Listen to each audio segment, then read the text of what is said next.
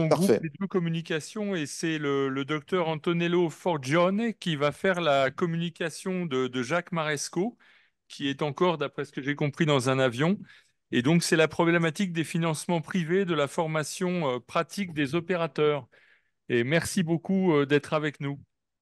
Bonjour à toutes et à tous, et je vous prie d'excuser Monsieur Marisco qui est en vol de retour de l'Asie. Et je vais vous parler de la problématique. Le sujet qu'il a été proposé à Monsieur Marisco, c'est la problématique des financements privés, mais qu'en fait, juste pour, comment dire, frame la discussion tout de suite, nous, on ne voit pas du tout comme une problématique, mais qu'on voit comme une opportunité. Une OK? solution. Le message où je pourrais même terminer directement le topo, c'est que concernant l'IRCAD, nous on voit la fin de la formation si il n'y a pas un partenariat avec les industriels. Pourquoi on dit ça? Bah, la perspective de l'IRCAD, vous la connaissez, il est à l'intérieur de le campus universitaire de Strasbourg. C'est un bâtiment qu'aujourd'hui il couvre 15 000 mètres carrés, mais c'est surtout un réseau d'experts internationaux qui dépasse largement les 800 et surtout l'accueil de 8000 chirurgiens de 150 nationalités que chaque année, il vient à l'IRCAD de France pour apprendre les différents gestes chirurgicaux dans différents domaines de la spécialité, notamment sous les techniques mini-invasives dans tous les domaines confondus. Pourquoi la perspective de l'IRCAD est différente? Parce que nous, ici, on a effectivement du personnel totalement dédié à la formation dans toutes les différentes spécialités. Et juste comme un exemple, là, j'ai entendu des discussions, bien sûr, des outils de 2 000 euros, 20 000 euros, le coût pour développer une outil logiciel à utiliser sur les smartphones. Bon, un cours de l'IRCAD sur une semaine engage 125 ressources humaines de différents niveaux de spécialité, avec un coût qui est tout à fait transparent, qui est aux alentours de 150 000 euros pour 5 jours de formation en utilisant déjà des ressources qui sont sur place. C'est-à-dire qu'on ne compte pas le coût d'amortissement de toute la structure de l'IRCAD et qui existe depuis largement, là on est à 30 ans cette année. Bah, pourquoi on a besoin du financement? Bah, il faut financer déjà les experts qui dédient leur temps à l'activité sur place.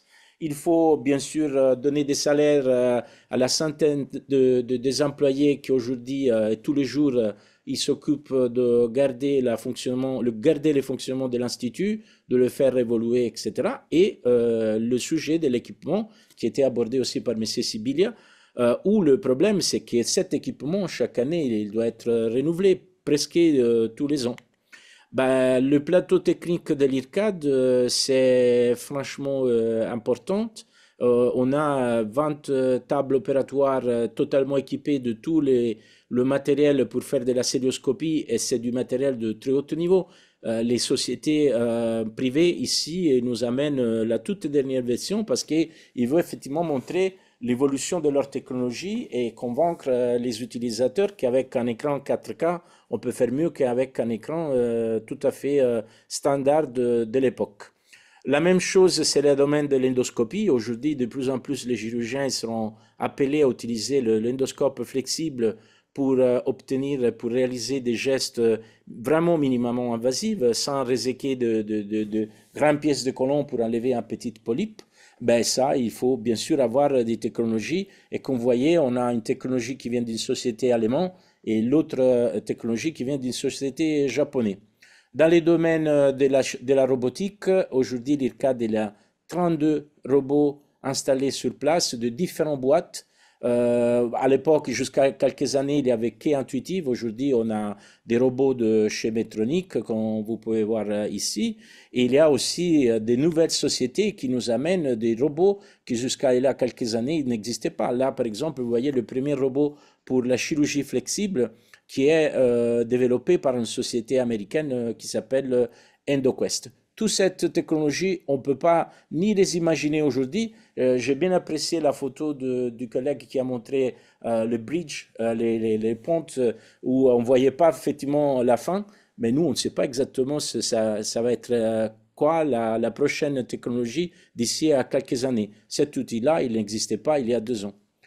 En gros, mais juste pour être vraiment très transparent, aujourd'hui, il y a plus que 100 millions d'euros de matériel installé, d'équipements installés à l'IRCAD dans les trois différents instituts qui sont liés un avec l'autre. Je vois difficile que une université publique puisse aujourd'hui financer que pour la formation. Ça, c'est pas du matériel qu'on utilise au bloc et après on va donner la permission aux internes d'utiliser pour la formation, que pour la formation 5 millions d'euros de plateforme technique.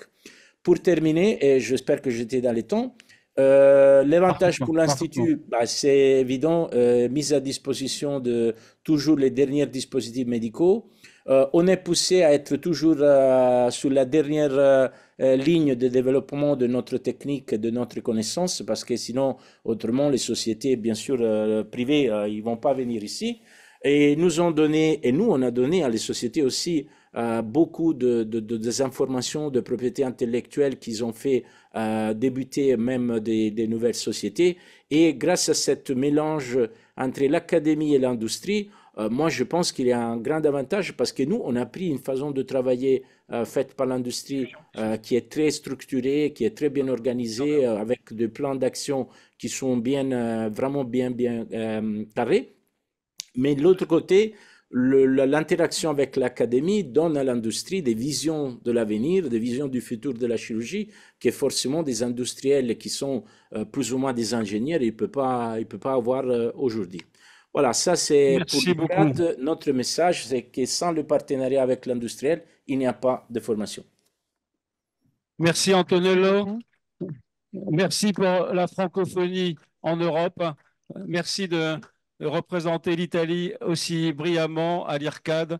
Merci à Merci, Jacques Maresco d'avoir organisé ce lieu extraordinaire qu'est l'IRCAD Strasbourg. Et il y a, je crois, maintenant 8 IRCAD dans le monde. Donc, vraiment, c'est une grande réussite française. tout Merci à fait. beaucoup. L'IRCAD est d'ailleurs associé intimement au fonctionnement de l'Académie nationale de chirurgie.